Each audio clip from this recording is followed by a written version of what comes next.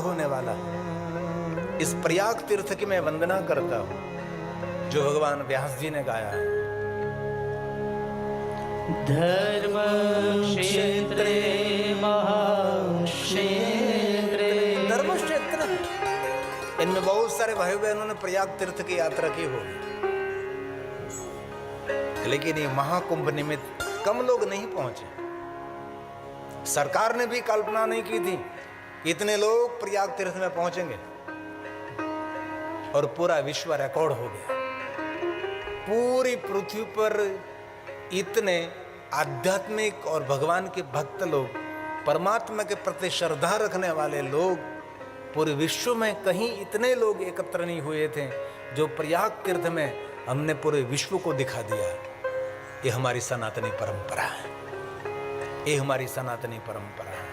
पूरा विश्व देखता रहा क्या प्रयाग तीर्थ में इतने भाई बहन, इतने सभी प्रयाग तीर्थ में स्नान कर रहे हैं, और श्रद्धा और भक्ति से सबने प्रयाग तीर्थ में स्नान किया है। और एक बात तो मैं हृदय से कह सकता हूं, इस प्रयाग तीर्थ में पूरा भारत नहीं, पूरा विश्व उपस्थित रहा। ये महाकुंभ था हमारा, सिर्फ कुंभ नहीं, ये महाकुंभ था। कोई देश ऐसा नहीं रहा जिन देश में से कोई वहां पहुंचा नहीं। साधु संत भक्त जन देश विदेश सभी लोग वहां पहुंचे। ये दिव्यता रही, ये भव्यता रही, ये प्रयाग तीर्थ की। इनमें भी बहुत सारे भाई बहनों ने प्रयाग तीर्थ में महाकुंभ का स्नान किया होगा। मैं पूछ सकता हूँ कितने लोग महाकुंभ में गए थे? ज्यादातर सभी लोग गए हैं। बहुत हृदय से मैं आप सबको मैं प्रणाम करता हूँ, बहुत हृदय से आप सबका आदर करता हूँ। इसलिए प्रयाग तीर्थ की वंदना है। धर्म क्षेत्रे महाक्षेत्रे, गंगा कालिंदी संगमे, प्रयागे परमे पुण्ये, ब्रह्मलोकस्य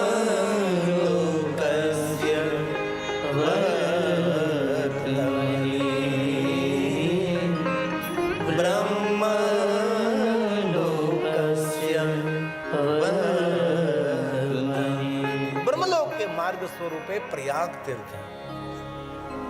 अरे कभी गंगा स्नान करने के लिए जाते हो और गंगा स्नान करते समय गंगा में एक डुबकी लगाई और बाहर निकले, तब कुछ हमारी नई दुनिया लगती है। इतना मन एकदम हल्का फुल्का हो जाता, इतना मन एकदम हल्का फुल्का हो जाता है। ये अनुभूति का विषय है, और सबकी अलग अलग अनुभूति रहती है। और जीवन में एक बार तो गंगा स्नान तो करना चाहिए। सिर्फ गंगा में एक डुबकी लगाने से जो बाहर निकलते हैं, तब एक नई अनुभूति रहती है। तो जिन्होंने महाकुंभ में प्रयाग में जिन्होंने डुबकी लगाई होगी, उसकी अनुभूति कहाँ रही होगी? एक दिव्यता मिली होगी, एक भव्यता उनको मिली होगी। ताइए एक काव्य के रूप में हम प्रयाग तीर्थ को प्रणाम करते हैं, जो हमारी सबकी सुंदर रचना है।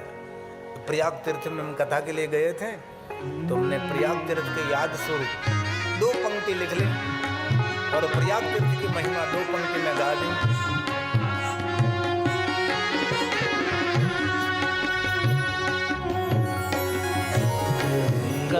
यमुना सरस्वती संगम, गंगा यमुना सरस्वती संगम, पावन तीर्थ प्रयाग, पावन तीर्थ प्रयाग। गंगा यमुना सरस्वती संगम, गंगा यमुना सरस्वती संगम, पावन तीर्थ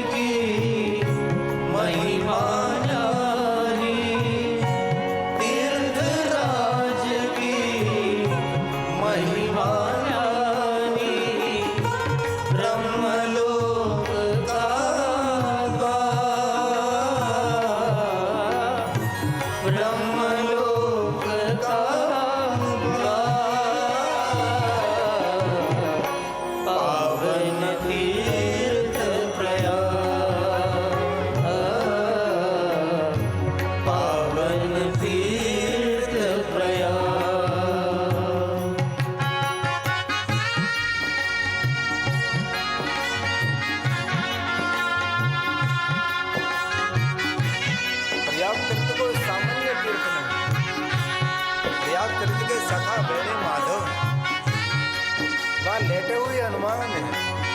त्रिवेणी संगम में गंगा यमुना और माता सरस्वती गुप्त स्थान पर गुप्त रूप में विराजमान।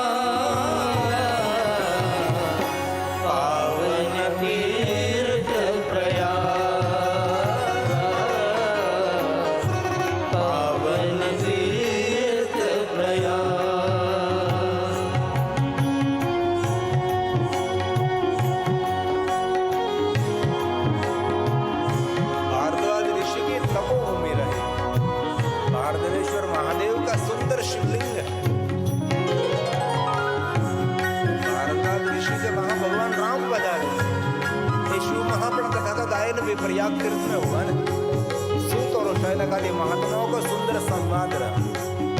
ये प्रयाग तीर्थ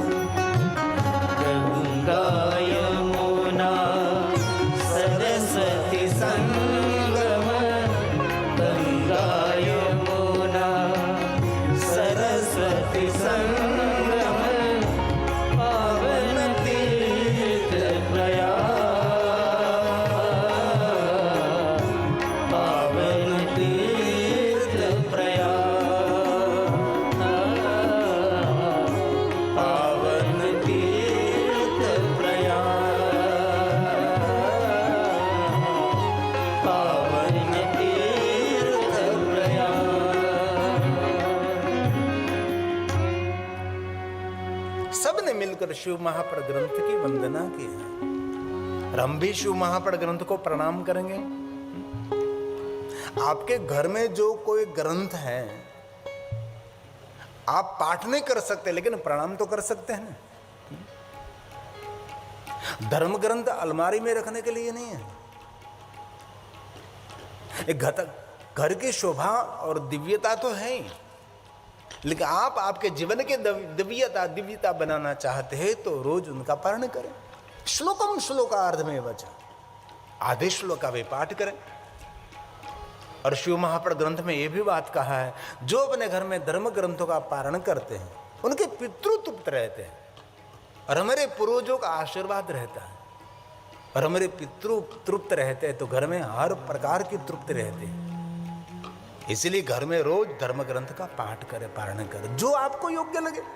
18 पुराण 18 पुराण के उप पुराण भी हैं, कितने उपनिषद, श्रीमद् भगवद गीता, रामचरितमानस, जो आपको ठीक लगे थोड़ा थोड़ा। 24 घंटे में से इतना थोड़ा सा समय तो आप निकाल सकते हैं, क्यों नहीं निकाल सकते? और शिव महापड़ ग्रंथ में तो कहा है कम से कम एक श्लोकम श्लोकार्थ स पापान मुच्यते क्षणात्। एक क्षण में ये मनुष्य अपने जीवन के नकारात्मक वृत्तियों से मुक्त हो जाता है। आधे श्लोक का पाठ करने मात्र से, और ज्यादातर मनुष्य नकारात्मक वृत्ति से भरा रहता है। नकारात्मक वृत्ति और नकारात्मक विचारधारा को दूर करने के लिए श्रेष्ठ कोई औषधि है तो धर्म ग्रंथों का अध्ययन है, धर्म ग्रंथों का पारण है। और ये भी ना हो सके तो नमस्कुर्यात् दूरतः, अपने धर्म ग्रंथों को प्रणाम करें। और आपके घर में जो धर्म ग्रंथ है उनको मान सम्मान आदर के साथ रखना चाहिए। सारी पुस्तकें रखते ऐसे नहीं, पुस्तक नहीं, हमारा मस्तक है। हमारा धर्म ग्रंथ कोई पुस्तक नहीं है, ये हमारा मस्तक है। जैसे गैर हिंदू लोग अपने धर्म ग्रंथ हमारे हृदय के बरोबर वो लोग रखते हैं, लेकिन हम हमारे मस्तक पर रखते धर्म ग्रंथ, हम सर पर रखकर चलते हैं। जो हिंदू नहीं है लोग हृदय के बरोबर उनके धर्म ग्रंथ का आदर करते, ये हमारा हृदय है। हृदय तो बंद हो गया तो शुरू हो सकता है टेक्नोलॉजी के युग में, और टेक्नोलॉजी के युग में हृदय भी बदल सकते हैं आप। लेकिन इनमें कुछ गड़बड़ हो गए तो कुछ भी कोई डॉक्टर भी ठीक नहीं कर सकता। इसलिए हमारा ये मस्तक है, ये हमारे लिए धर्म ग्रंथ पुस्तक नहीं है। इसीलिए पढ़े लिखे भाई बहन है उसको मैं हृदय से प्रार्थना करता हूं। कल शिव जी का सोमवार भी है, कल दिन सुबह में जल्दी ब्रह्म मुहूर्त प्रातः काल उठकर स्नान करके पवित्र होकर कल से प्रारंभ करेंगे इस कथा के याद स्वरूप। जो आपके घर में धर्म ग्रंथ है, शिव महापुराण, रामचरितमानस, रामचरित, श्रीमद् भागवत गीता है तो ये श्रीमद् भागवत, कोई भी ग्रंथ कल से प्रारंभ करेंगे। और कल मैं पूछूंगा कितने लोगों ने मंगलाचरण किया, और जो नित्य पारण करते उनको मेरा प्रणाम है। इनमें भी बहुत सारे भाई बहन रहे होंगे, रोज धर्म ग्रंथों का पाठ करें, अध्ययन रोज करना चाहिए, कभी उसके लिए प्रमाद नहीं करना चाहिए। अध्ययन में प्रमाद क्यों? उनमें से हमारा जीवन निर्माण रहता है, हमारे जीवन जीने की जड़ी बूटी और जीवन जीने की औषधि मिलती है। ये धर्म ग्रंथ हमारे लिए दवा भी है, हमारे लिए औषधि है। इसलिए तो कहा सदा सेव्या सदा सेव्या सदा सेव्या विशेषतः एत शिव पुराण से कथा परम पावनी। हमारे जीवन को तीर्थ बनाने वाली ये कथा है, हमारे जीवन को श्रेष्ठ बनाने वाले भगवान की कथा है। इसलिए मैं आशावादी हूं, और आशावादी सबको बने रहना चाहिए।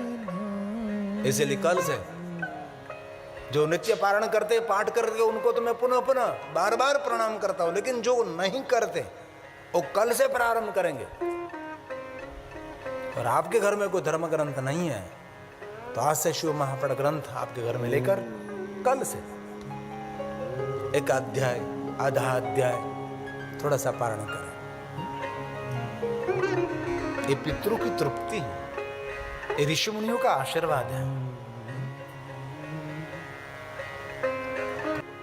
तो आपके घर में जितने धर्म ग्रंथ हैं उनको आदर के साथ प्रणाम करें, उसके वंदना करें। इसलिए शिव महापड़ ग्रंथ के प्रारंभ में भगवान महर्षि वेदव्यास जी ने इस ग्रंथ को प्रणाम किया, शिव महापड़ ग्रंथ की वंदना की है।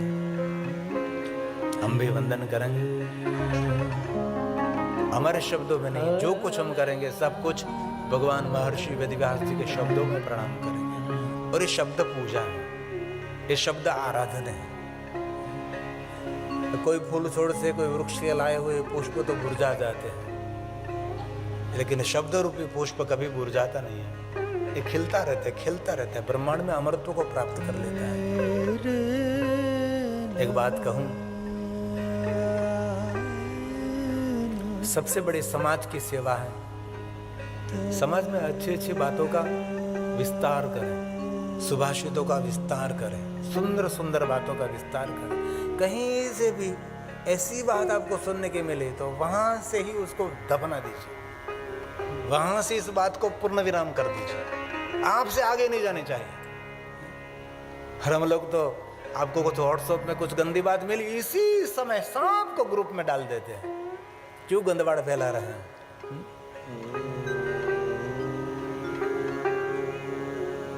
बिछा सको तो फूल बिछाओ, कांटा बिछाना छोड़ दीजिए। लगा सको तो बाग लगाओ, समाज में आग लगाना छोड़ दीजिए। आप बहुत कुछ कर सकते हैं, सिर्फ कोई वक्तव्य देने वाला वक्ता नहीं, आप भी बहुत कुछ कर सकते हैं।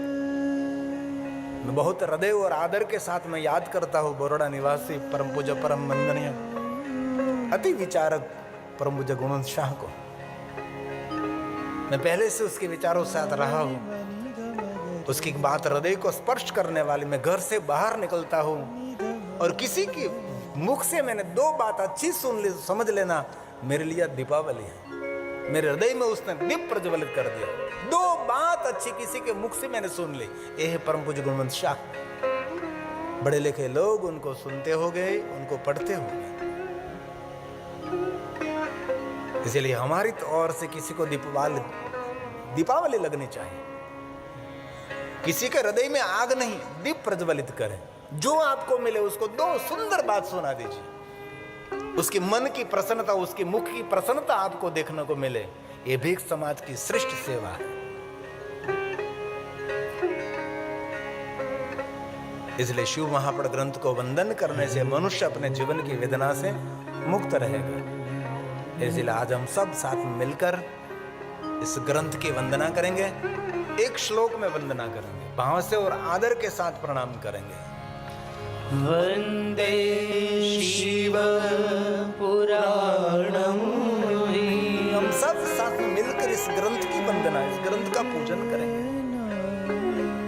और ऐसा कभी नहीं मानना चाहिए कि यहाँ आकर स्पर्श करके प्रणाम करे।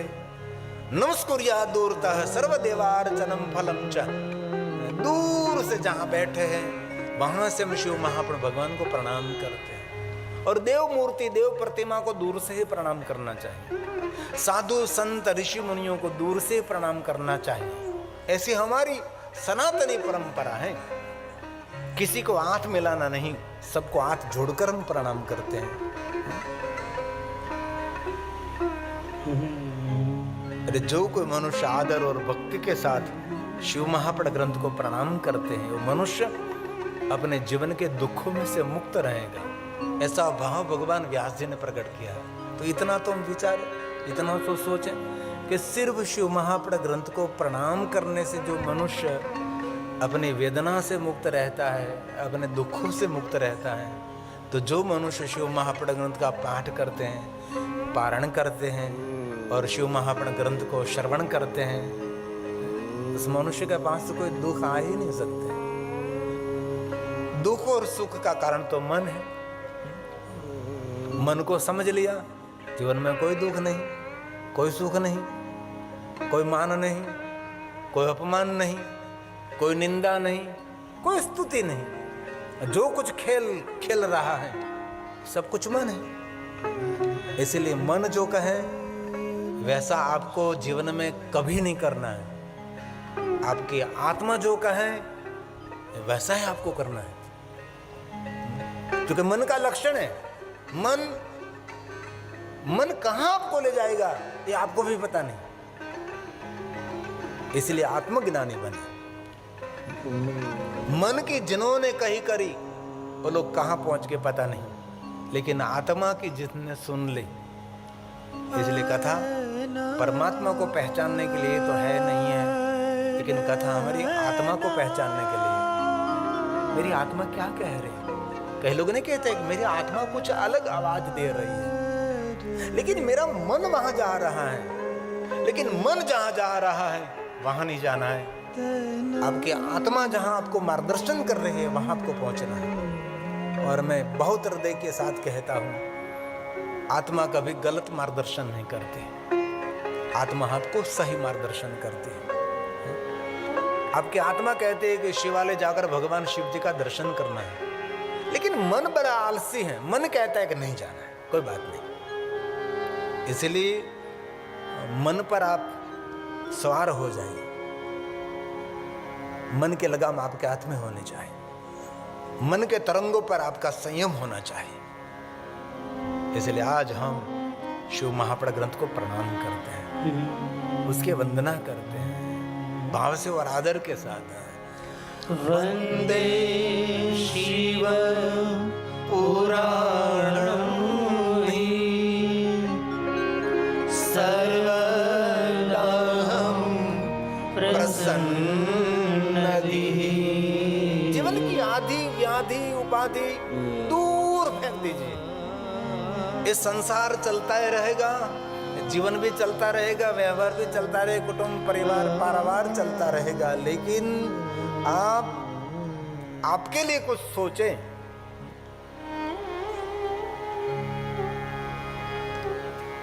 इसलिए स्वयं के लिए आप पर आप स्वयं रखें। दूसरों के लिए संयम नहीं रखना है, आपके लिए आप संयम रखें, स्वयं के लिए संयम रखें। इसलिए मेरी प्रसन्न बुद्धि से प्रसन्नता पूर्वक शिव महापड़ ग्रंथ को मैं प्रणाम करता हूं। कितनी सुंदर वंदना है, प्रसन्न दी, प्रसन्न बुद्धि से।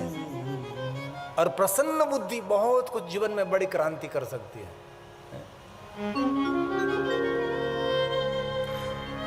और निराशावादी जीवन में कुछ भी नहीं कर सकता, और एक स्वार्थी व्यक्ति जीवन में कुछ भी नहीं कर सकता, कहीं जीवन में कहीं भी आगे नहीं बढ़ेगा जो स्वार्थी।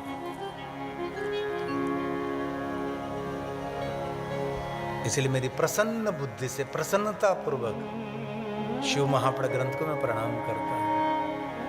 मैं सब कुछ छोड़कर, छोड़ना ही चाहिए, छोड़ने का प्रयास और सबसे बड़ी बुद्धिमता है। कुछ छोड़ने की वेदना तो जरूर रहती है, लेकिन ईश्वर की वंदना करने से इस वेदना से आप मुक्त हो जाओगे। इसलिए ग्रंथ, ये सामान्य ग्रंथ नहीं, शिव महापड़ ग्रंथ लौकिक ग्रंथ नहीं, अलौकिक ग्रंथ है। जीव और शिव के मिलन का वो ग्रंथ है। व्यवहार की, व्यवहारिक, सांसारिक बहुत सारी बातें हैं, लेकिन हमारा एक लक्ष्य होना चाहिए, शिव प्राप्तिर भवेत्। जीव का मिलन शिव तक कैसे हो सके, ये प्रयास करना चाहिए। बाकी तो पृथ्वी पूरा खप्पर है भाई, सब कुछ यहाँ ही खत्म होना है। एक डॉक्यूमेंट्री में सुन रहा था, तो उसने कहा कि 2050 में तो सारी पृथ्वी डूबी हुई लगेगी आपको। बहुत सारा पृथ्वी का भाग समुद्र में डूब जाएगा। 2050 मतलब 25 साल के बाद, 25 साल के बाद। रभी नमूना दिखा दिया कोई विदेश में, धरती कंप आया, भूकंप आया तो क्या हुआ, बहुत सारा समंदर का पानी धरती पर आ गया। और हम सभी जानते हैं द्वारकाधीश ने निर्माण की हुई सुंदर द्वारका नगरी समंदर में 30 किलोमीटर अंदर है। इसलिए जीवन को फूल की तरह जिए और खुलकर जिए, आनंद में रहें। कोई आपके लिए क्या बोल रहे हैं, क्या कह रहे हैं, उसकी मानसिकता है, हमारे क्या लेना देना। जो श्रेष्ठ व्यक्ति हैं वो फूलों की माला पहनाते हैं, सुगंध फैलाते हैं। इसलिए जीवन को समझने का सिर्फ हम वंदना करते हैं, क्यों वंदना करते? जीवन के वेदना में से हम मुक्त रहेंगे, इसलिए बहुत भाव से। ये शिव महापुराण को सामान्य ग्रंथ नहीं, महादेव का स्वरूप समझो। उसको वांगलिंग कहा है, उसको शब्दलिंग कहते हैं।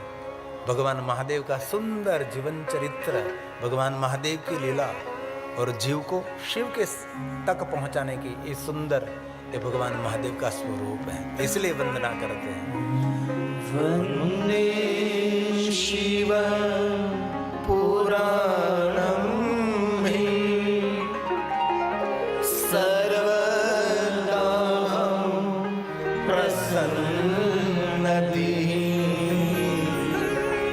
शिवः प्रसन्नता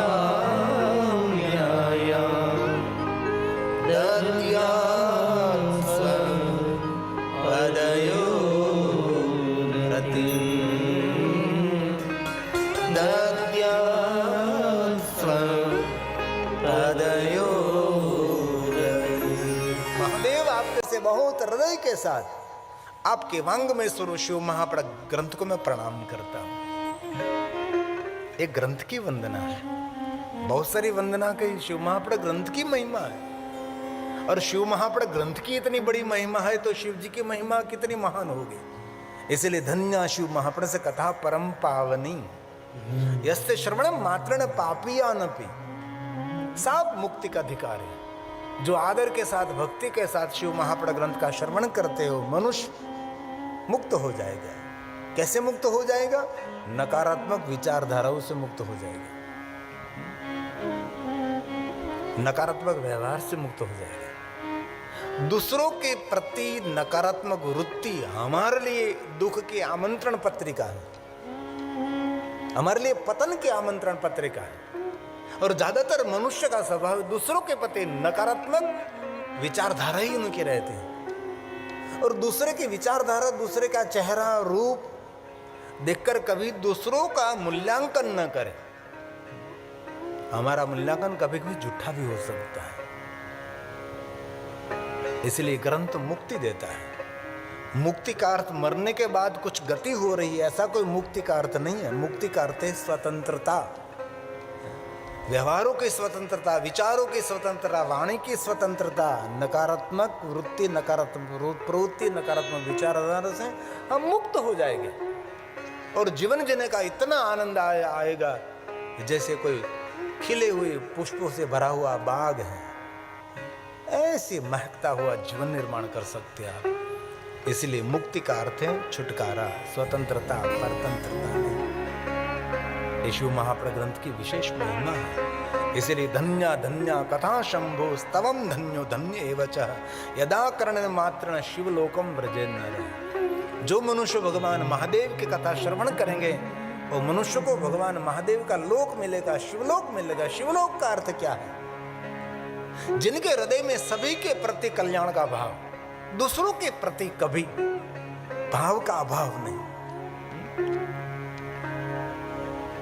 दूसरों के प्रति कल्याण का भाव, शत्रुओं के प्रति भी कल्याण का भाव, उनको शिवलोक कहा है। और जीवन जीने का आनंद जो लेना है तो ये सबसे बड़ी फॉर्मूला है, सबके प्रति कल्याण का भाव। दूसरों के प्रति लेश मात्र भी दूर दूर तक कोई ईर्ष्या का भाव नहीं होना चाहिए। ईर्ष्या हमारे जीवन का सुख और निंद्रा का हरण करती है। और जिनकी ईर्ष्या करते उसको तो पता भी नहीं है कि आप कर रहे हैं। आज मैं एक सुभाषित पढ़ रहा था, इनमें स्पष्ट कहा था दूसरों के प्रति हमारी ईर्ष्या हमारी निंद का हरण करती है और मेरे जीवन को मिला हुआ सुख उनका भी हरण कर लेती है। इसलिए बाल में त्रिपुंड, कंठ में रुद्राक्ष और शिव जी का नाम लेकर शिव जैसे बनने का प्रयास करेंगे। उनको शिव पूजा कहें, उनको कहा सच्चिदानंदोहम शिवोहम शिवोहम, उसको सच्चानंद मिलता है। ये भाव शिव महापुराण ग्रंथ में प्रकट किया है। इसलिए कथा सुनने की प्रीति रखें, कथा सुनने का आदर रखें। श्रवण प्रीति ही लालसा। मुझे ज़्यादा से ज़्यादा भगवान महादेव की कथा श्रवण करने का अवसर मिले। और जो कोई मनुष्य महादेव की कथा श्रवण करते उसके लिए कहा रासूयत पुण्यम। राजा महाराजा जैसे बड़े बड़े यज्ञ करते हैं, जो यज्ञों का पुण्य मिलता है वो यज्ञों का पुण्य कथा श्रवण मात्रतः है। और कलयुग में इतने बड़े बड़े यज्ञ करना हमारे लिए संभव नहीं है। जिनमें सामर्थ्य वो बड़े बड़े यज्ञ कर सकते हैं, हम कैसे यज्ञ कर सकते? एक छोटा सा यज्ञ भी नहीं कर सकते। इसलिए जिनको बड़े बड़े यज्ञ को पुण्य प्राप्त करना है, पुण्य अर्जित करना है, उसके लिए कथा श्रवण करे, भगवान महादेव की कथा सुने। रासूयत पुण्यम यज्ञनिष्ठम शतेन च तत्पुण्यम लभते शंभो। कथा श्रवण मात्र था। कितनी सुंदर बात है। कौन बड़े बड़े यज्ञ कर सकते? कोई नहीं। यज्ञों का पुण्य देने वाली भगवान की कथा है। और कितने ब्राह्मण विद्वान यज्ञ करते हैं, सबको पुण्य देते हैं। एक बात कहूं, कोई ब्राह्मणों का और साधुओं का, शिव भक्तों का आदर करना, वो भी सबसे बड़ा यज्ञ करना है।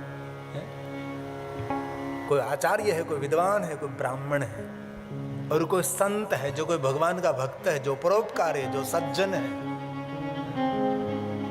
उनका सम्मान करना, वो भी यज्ञ कहा है। यज्ञ मतलब अग्नि को प्रज्वलित करके देवताओं के मंत्र बोलकर आहुति प्रदान करना, हो तो हमारी ऋषि मुनियों की परंपरा है ही।